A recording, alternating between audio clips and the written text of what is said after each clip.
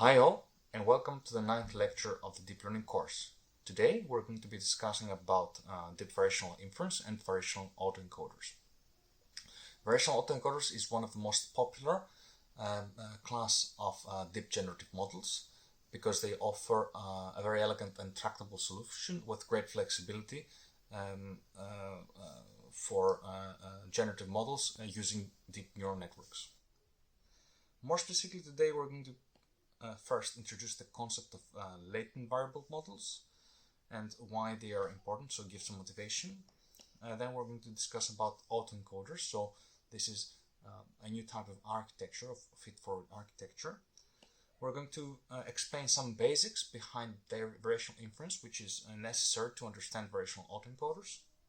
Then we're going to continue with describing variational autoencoders, and then we're going to discuss the reparameterization trick, which is a concept, a way of computing gradients that was introduced in variational autoencoders, and that greatly helps learning and optimization.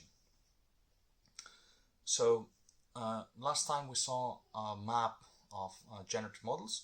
Today we're going to be focusing on variational autoencoders, so the variational family of models, which follows the maximum likelihood, explicit density, and approximate density, modeling approximate density types of models.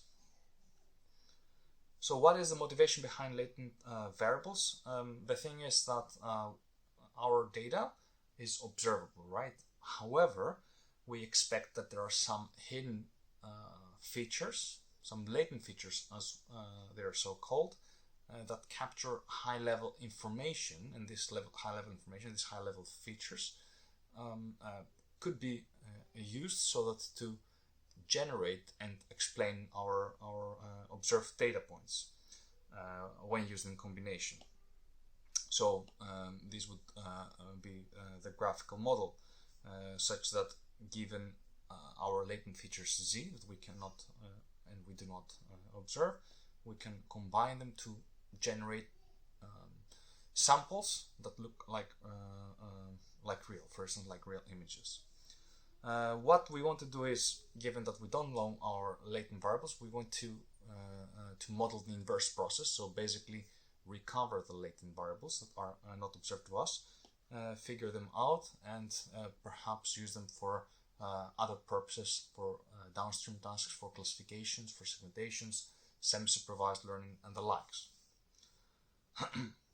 So why do we bother? Why do we want latent variable models? Last in previous lecture we already saw why with Boltzmann machines it was basically very expensive, very computation expensive, and parameter wise very expensive to modeling directly the data. So by introducing latent variables, we can and by making convenient choices about them, we can model much more complex types of data, and we can avoid interpretability that is often a big problem when modeling such type of data. Latent variables are closely connected with the so-called distributed representations, and the concept of distributed representation is more of a hypothetical, it's more of a motivation. Basically the idea is we want to distribute the representation of our data into multiple neurons, so not just a single neuron. We do not expect that a single neuron will be good enough to describe, for instance, the whole image. In this example of the elephant, we cannot expect that a single neuron will capture the concept of the elephant, certainly not in a way such that it can be generalized to other types of animals. Ideally, we would like each neuron to model very specific concepts or a distribution of concepts, and the idea behind that is that this allows for much better efficiency and generalization.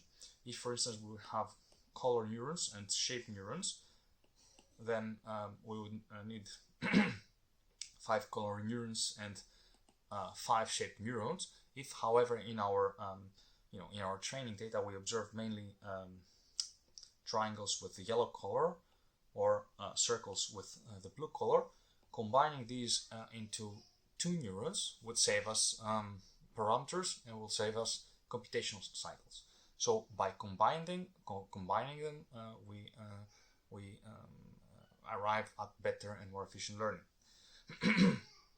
So the latent layer learns to encode combinations of patterns for efficiency, and these can actually be very important when it comes to performing downstream tasks. For instance, when we want to do classification, we want to have a compact and